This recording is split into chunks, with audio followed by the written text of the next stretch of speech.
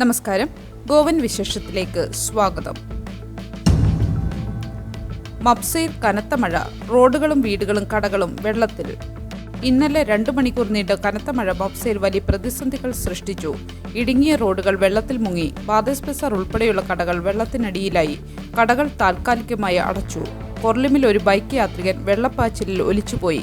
ഓടകളാണ് പ്രശ്നത്തിന് കാരണമെന്ന് നാട്ടുകാരും വ്യാപാരികളും ആരോപിച്ചു. ഓടകൾ വൃത്തിയാക്കിയിട്ടില്ല എന്നും മുൻകൂട്ടി പ്രവർത്തനങ്ങൾ നടത്തിയില്ല എന്നും വ്യാപാരി ജയലേഷ് ചൊലോങ്കർ പറഞ്ഞു. കൊർലിം, അൻസഫട്ട്, കുഞ്ചേലിം, പെഡേം എന്നിവിടങ്ങളിൽ വെള്ളപ്പൊക്കം രൂക്ഷമായി. മപ്സ ഫയർ സർവീസിന് കരസ്വാഡ, തരീർ, കൊർലിം എന്നിവിടങ്ങളിൽ വെള്ളം കയറിയതിനെക്കുറിച്ച് പരാതികൾ ലഭിച്ചിരുന്നു. ഷെഡെവാഡോയിൽ ഉരുൾപൊട്ടലും 5 ഇടങ്ങളിൽ മരങ്ങൾ വീണ് നാശനഷ്ടവും റിപ്പോർട്ട് ചെയ്തിട്ടുണ്ട്. 3 മാസത്തിനുള്ളിൽ എല്ലാ കുടിവെള്ള സേവനങ്ങളും ഓൺലൈനാക്കും. ഗോവയിൽ കുടിവെള്ള വിതരണം കാര്യക്ഷമമാക്കാൻ സംസ്ഥാന സർക്കാർ 2025 പുതിയ വാട്ടർ ഡിപ്പാർട്ട്മെന്റ് രൂപീകരിച്ചു. 3 മാസത്തിനുള്ളിൽ പേയ്മെന്റ് ഉൾപ്പെടെ എല്ലാ സേവനങ്ങളും ഡിജിറ്റൽ പ്ലാറ്റ്ഫോമിൽ ലഭ്യമാക്കും. PWDയുടെ ആസ്ഥാനം അൽത്തിനോയിലെ PWD ആസ്ഥാനത്ത് പ്രവർത്തിക്കും.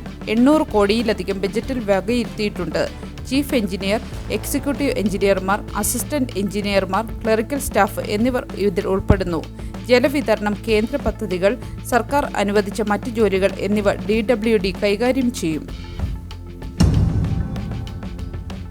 സൊൻസൊഡോ ലെഗസി മാലിന്യ നിക്ഷേപം GWMC വിജയകരമായി. മഡ്ഗാവിലെ 15,000 ചതുരശ്ര മീറ്റർ വിസ്തൃതിയുള്ള സൊൻസൊഡോ ലെഗസി മാലിന്യ നിക്ഷേപം ഗോവ വേസ്റ്റ് മാനേജ്മെന്റ് കോർപ്പറേഷൻ 5 വർഷം കൊണ്ട് 1,87,000 ഘനമീറ്റർ മാലിന്യം നീക്കി.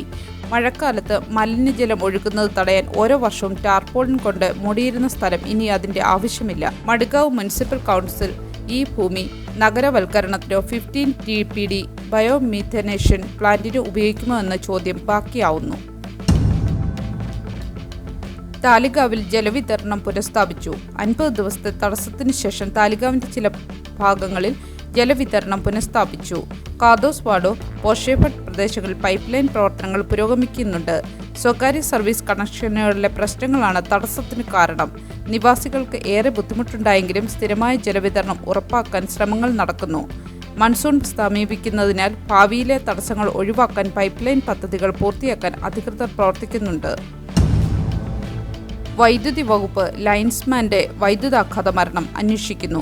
സത്താരിയിലെ ഹോണ്ടയിലെ പോസ്റ്റ് വാഡോയിൽ ട്രാൻസ്ഫോർമറിൽ പതിവ് റിപ്പയറിംഗിനിടെ ലൈൻസ്മാൻ ചന്ദ്രു ഗാവോങ്കർ വൈദ്യുതാഘാതത്തിൽ മരിച്ച സംഭവം വൈദ്യുതി വകുപ്പ് അന്വേഷിക്കുന്നു. മറ്റൊരു ലൈൻസ്മാൻ ഗുരുതരമായി പരിക്കേറ്റ് ആശുപത്രിയിൽ ചികിത്സയിലാണ്. കഴിഞ്ഞ വർഷം ബീച്ചോളമിൽ മനോജ് സാംബോളിക്കർ എന്ന ലൈൻസ്മാൻ ബാക്ക്ഫീൽഡ് പവർ മൂലം മരിച്ചിരുന്നു. Chief electrical engineer Stephen Fernandes ഗാവോങ്കറിന്റെ മരണത്തിന്റെ സാഹചര്യങ്ങൾ അന്വേഷിക്കാൻ തുടങ്ങിയിട്ടുണ്ട്. ഇത്തരം സംഭവങ്ങൾ തൊഴിലാളികളുടെ സുരക്ഷാ പ്രശ്നങ്ങൾ വീണ്ടും എടുത്തു കാണിക്കുന്നു.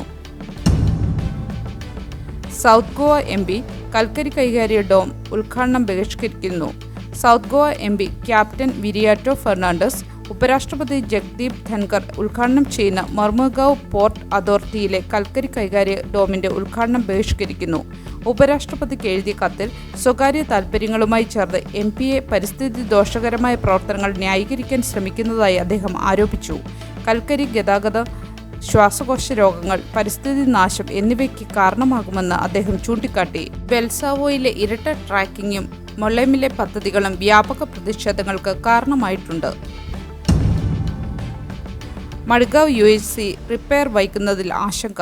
2023 ജൂലൈയിൽ കനത്ത മഴയിൽ മഡ്ഗാവിലെ ഹെറിറ്റേജ് അർബൻ ഹെൽത്ത് സെന്ററിന്റെ മുൻഭാഗം തകർന്നു വീഴുകയും സേവനങ്ങൾ തടസ്സപ്പെടുകയും ചെയ്തിരുന്നു.